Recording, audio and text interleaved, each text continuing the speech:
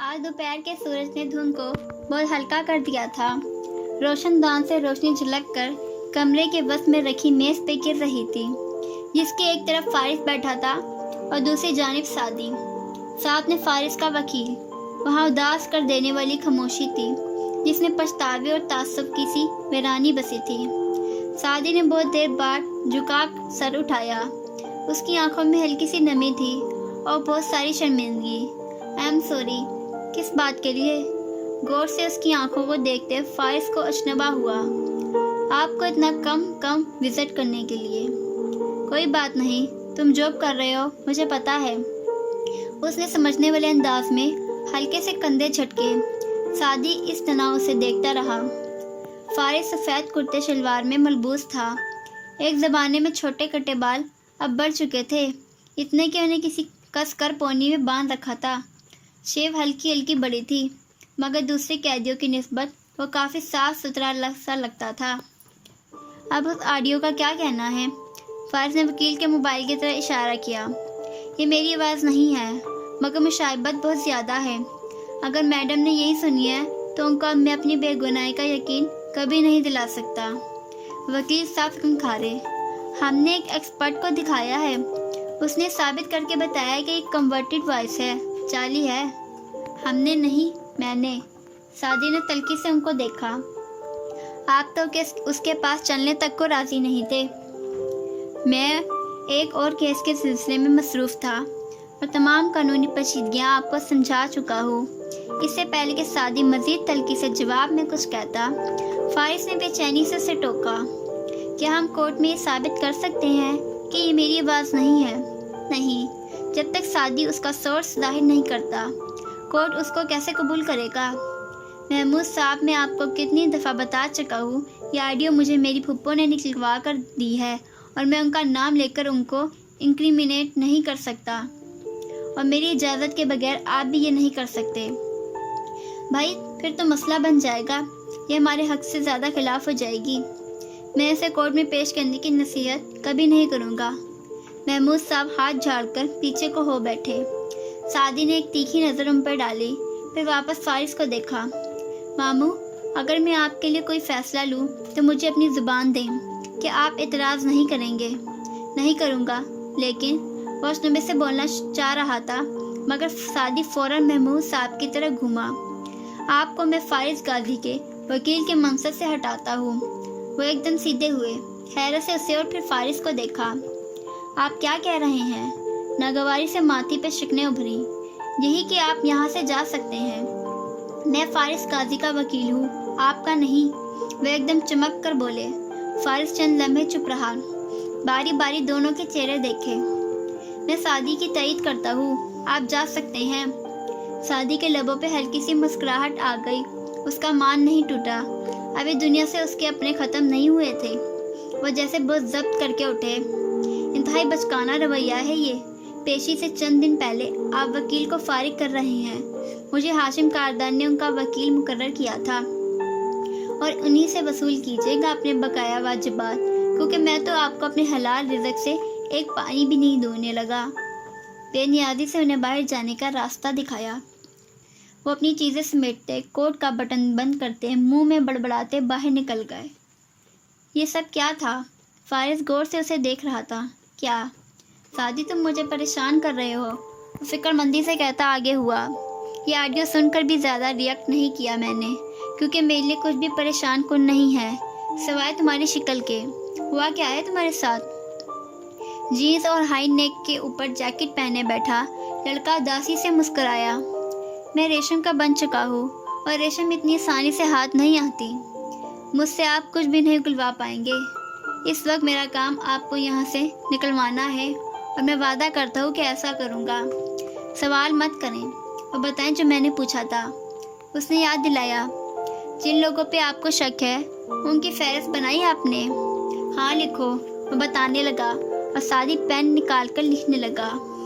Colleagues, وہ چند لوگ جن کے خلاف اس نے کیسز تیار کیے تھے، وارث کا باس، اور بس۔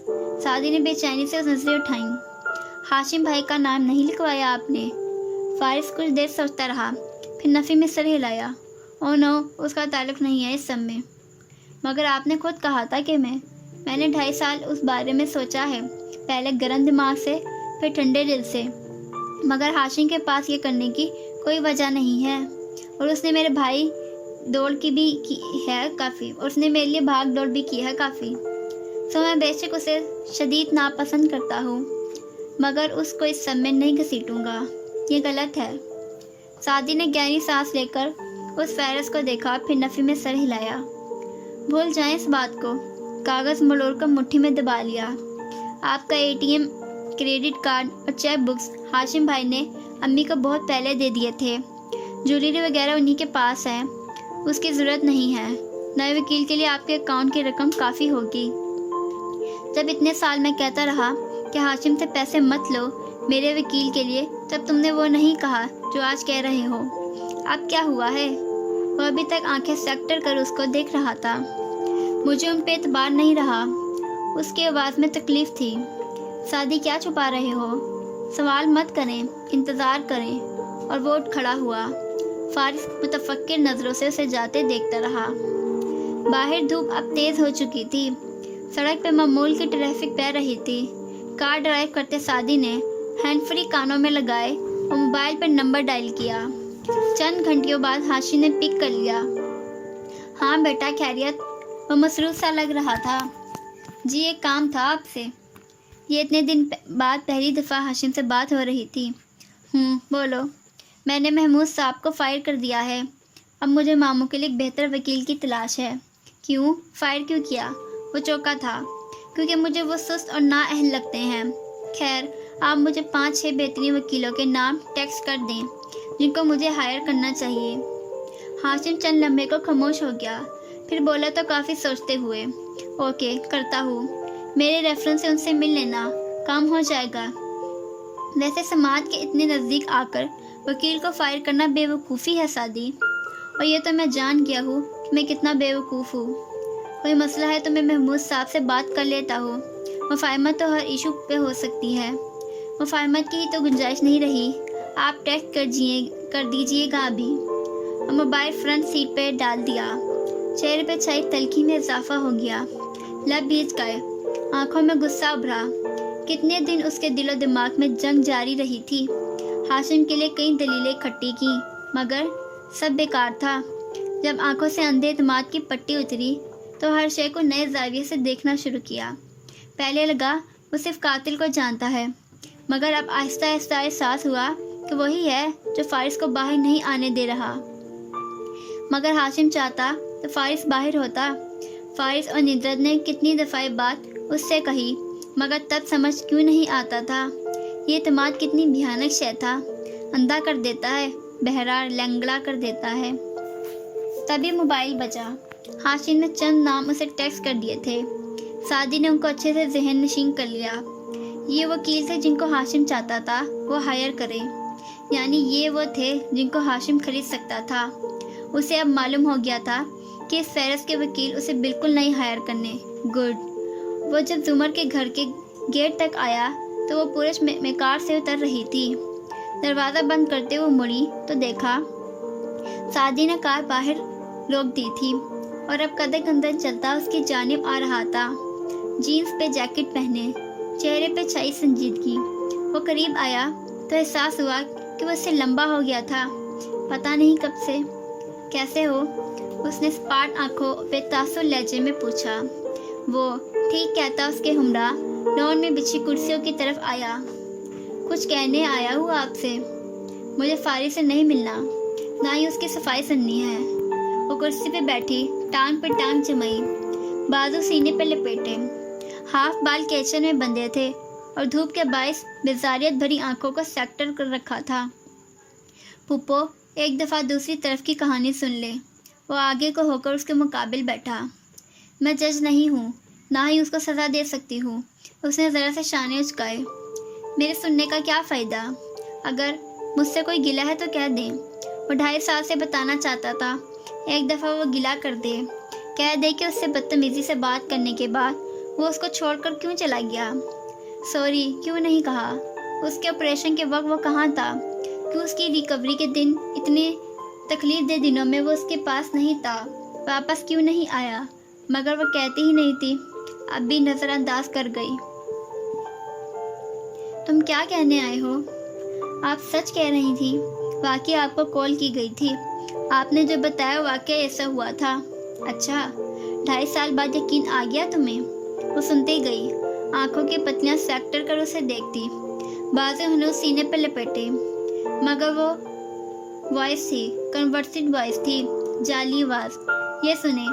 उसने मोबाइल निकाल कर उस पर चंद बटन दबाए। आवाज़ें भरने लगीं।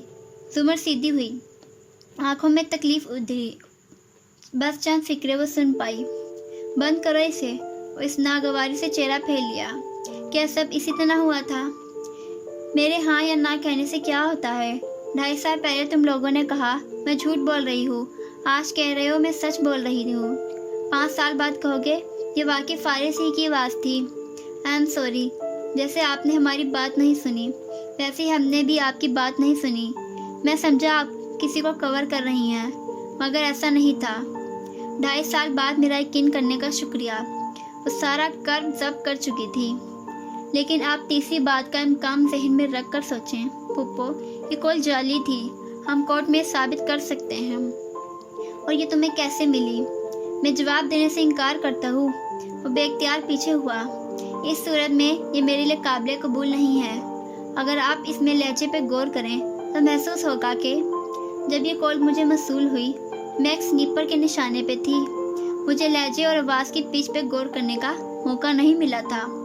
इस आवाज़ के साथ मेरी ज़िंदगी की सबसे तकलीफ दे याद जुड़ी है। इसलिए कोई आज आकर कह दे कि ये जाली है तो मैं कैसे मान लूँ? तेज़ लहजे में कहती वो उसको शौकी नज़रों से देख रही थी। एक दफ़ा सोच कर देखें, कोई तीसरा आदमी भी इसमें मुलव्विस हो सकता है। मसलन कौन? सादी ने जवाब में थूक निकला। मसलन हाशिम कारदार। हिम्मत करके उसने कह डाला। जुमर सुन सी हो गई। हाशिम कारदार? जुमर को शौक से निकलने में चंद लम्हे लगे और फिर एकदम आंखों में नागवारी दर आई। उसका नाम कैसे ले सकते हो तुम? वो उनके कज़न है। फिर जायदाद के तनाज़े वो फारिस गाजी को उसमें फंसा सकते हैं। इससे उनको फ़ायदा होगा, नुकसान नहीं। ओके, शादी बहुत हो गया। टांग पर रखी दूसरी टांग सीधी की और दृष्टि से कहती आगे को हुई। मैं ये डिफेंस रेजरी बहुत दफ़ा कोर्ट में इस्तेमाल कर चुकी हूँ। जब अपने दिफा के लिए मैं कोई बात ना हो तो किसी दूसरे शख्स से कहती शक डलवा दो। मगर क्या तुम्हारे पास कोई सबूत है? सादी की गर्दन नफी में हिली। क्या इस ऑडियो इन तस्वीर का हाशिम के कंप्यूटर से मिलना ऐसा सबूत था जिसे वो पेश कर सके? हरगिज़ नहीं। फिर तुम कैसे किसी पे इतना बड़ा इल्ज़ाम लगा सकते हो? फारिस के खिलाफ मेरी गवाही को छोड़ दो, तब भी सबूत है। उसकी गन, उसके फिंगरप्रिंट्स। तुम मुझे उससे बड़े सबूत हाशिम या किसी और के खिलाफ ला कर दो, मैं तुम्हारी बात सुनूंगी, मगर इससे पहले नहीं। तल्खी से बोलती वो खड़ी हो गई। सादी ने गर्दन उठाकर उसे देखा। वो उकताई हुई लग रही थी। तो आप 2.5 साल से हमारी बात इसलिए नहीं सुन रही क्योंकि हम सबूत नहीं दे रहे। अगर मुझे झूठा के बजाय कुछ कहते तो मैं सुनती। आप अपनी जगह ठीक हैं। सर हिलाकर वो खड़ा हुआ। चंद लम्हे दोनों आमने सामने खड़े रहे। आखिरी बात पुप्पो, वो ज़रा झचका। मुझे किसी वकील का बताएं जो हम अफोर्ड भी कर सकें, वो हमारे साथ मुखलिस भी हो फारिस मामू के लिए। उसके सामने अब वो उसे मामू कहने से दास्ता एतराज़ बरतने लगा था। जुमर ने सर झटका, ज़रा तौक़ुफ़ किया। ताने साहब ढीले जैसे पड़े। खलजी साहब से मिल लो। नंबर और पता टेक्स्ट कर देती हूँ। उनके पहले तासुर पे मत जाना, अच्छे वकील हैं। और इसी तरह सीने पे हाथ रखे वो मुड़ गई। उसे पीछे आने का नहीं कहा, चाहे तो वो अंदर जाए चाहे तो ना आए। सादी आसिया से उसे जाते देखता रहा। 2.5 साल से वो बस उसकी फुप्पो थी, जुमन नहीं। अगर एक दफ़ा वो शिकवा कर दे तो वो उसे बता देगा या शायद नहीं बताएगा, बस एक दफ़ा।